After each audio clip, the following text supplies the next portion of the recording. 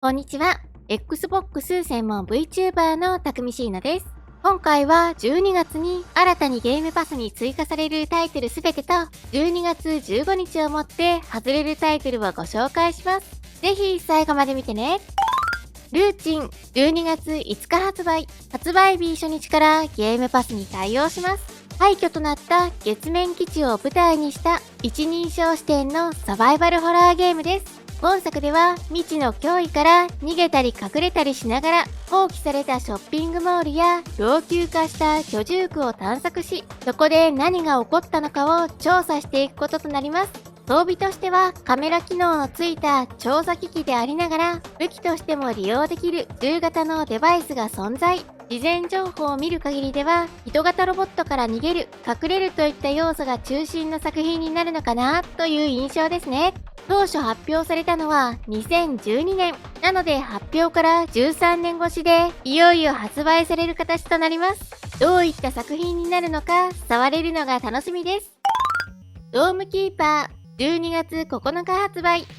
日初日からゲームパスに対応します。退屈アクションと基地の防衛を組み合わせたローグライクタワーディフェンスゲームです。本作では未知の惑星を舞台にエイリアンの襲撃からドームを防衛しながら地下へも掘り進め資源の収集を行っていく作品となっています。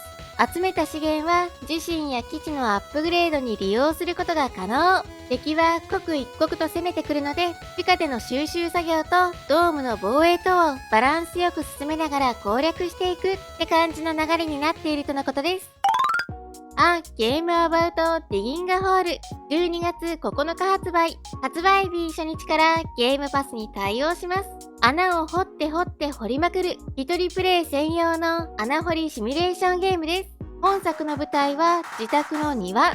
には宝が埋まっていると噂されており、その宝を見つけ出すため、とにかく穴を掘っていくこととなります。穴掘りで見つけた鉱石は換金を行うことが可能。入手したお金を利用して自分自身の強化やシャベルのアップグレードを行うことができます。ちなみに今作のシャベルは電動式となっていて、使用するたびにバッテリーが減少。バッテリーがゼロになると気絶し、鉱石を落としてしまうので、気絶する前に地上へと戻り、鉱石を換金するという流れを繰り返していきます。シンプルながらに中毒性のある作品となりそうですね。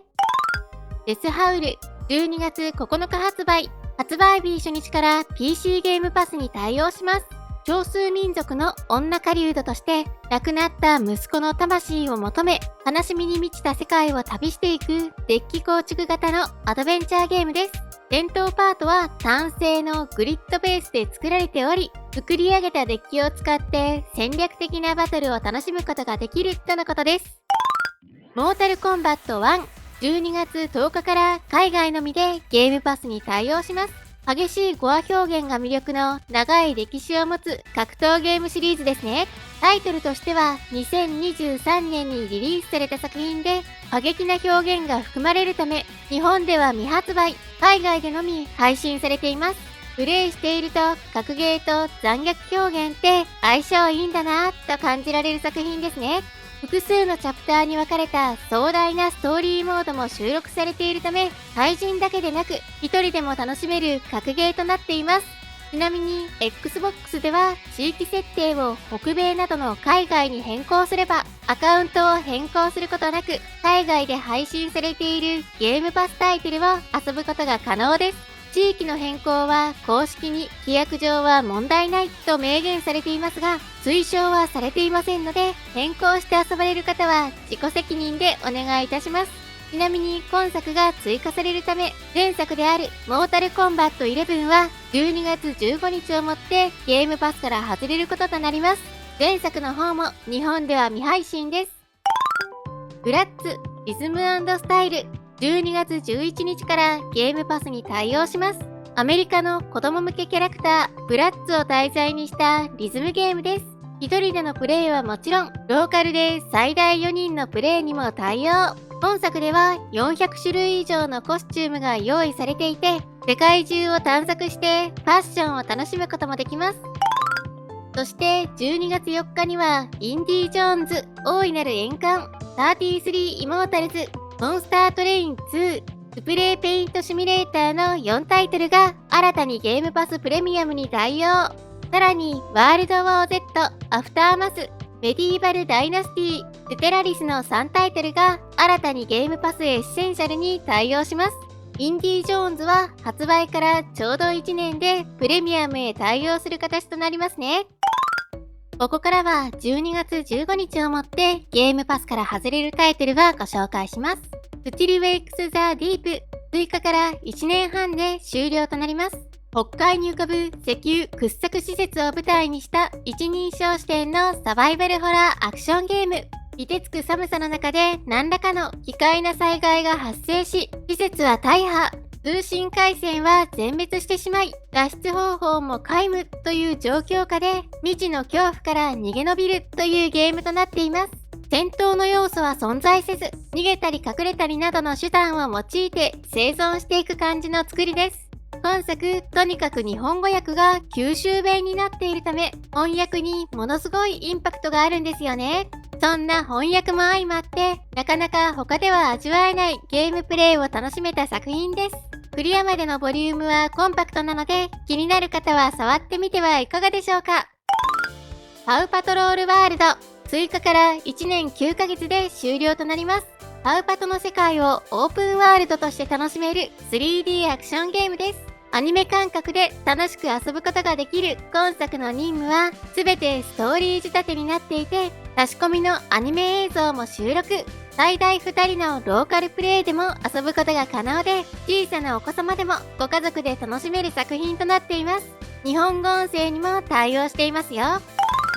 ワイルドフロスト、追加から1年で終了となります。ローグライク要素のある戦略ゲームです。本作では様々なカードを集めてデッキを構築し、単性のバトルを勝ち進めていくこととなります。そのタイトルの通り、雪国を舞台にしていて、可愛らしいキャラクターも魅力の作品ですね。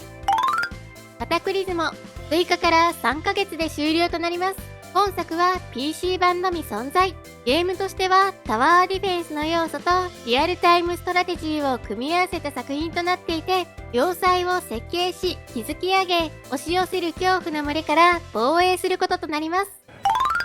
ホローナイト、追加から6年で終了となります。ものすごい長期間のゲームパス対応でしたね。ずっと対応し続けるのかと思っていましたが、いよいよ終了することとなります。凄まじい大ボリュームと達成感のある難易度、可愛くもあり過酷でもある世界観、それに美麗な BGM を堪能できる 2D メトロイドバニアの傑作タイトルです。ボス戦も探索面でも難易度はやや高めではありますが、繰り返し戦ったり探索することで少しずつ攻略の糸口が見つかると思います。ちょうど続編のホローナイトシルクソングが今年の秋にゲームパス対応でリリースされていますが、シルクソングは1作目をクリアしている前提な作りだった印象なので、メトロイドバニア好きでまだ遊んでいない方にはぜひ1作目の今作から試してみてほしいです。逆に最近シルクソングから触ってみたけど難しすぎたって方にも今作から遊ぶのを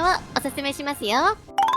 ということで今回は12月に新たにゲームパスに追加されるタイトルすべてと12月15日をもって外れるタイトルをご紹介しました。12月は毎年後半のゲームパスの追加発表はありませんので、今回が今年最後のゲームパス追加となります。とはいえ昨年は後半にちょこちょこサプライズ追加があったので、またもしサプライズがあればその都度ご紹介をしますね。